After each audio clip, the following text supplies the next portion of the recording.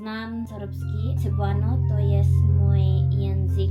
Skończyłam moją naukę polskiego. Mogę teraz mówić po polsku trochę. Znam wiele słów. 2 miesiące nauki nie to wiele, to jest mało. Jestem zadowolona. Jak uczyłeś się polskiego? Bo mówisz po prostu bardzo dobrze. Używam aplikacji Language, nasza aplikacja do nauki języków, bo znam serbski, to jest moja zaleta, ale mimo, że znam serbski, polski nadal dla mnie taki trudny. Kiedy mówię po polsku, myślę nie taki zły, mam nadzieję.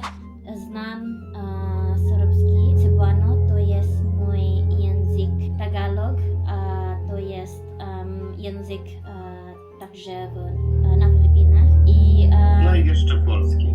angielski. Chcę mi pomagać ulepszać mój polski. Oczywiście możesz mi wysłać wiadomość także.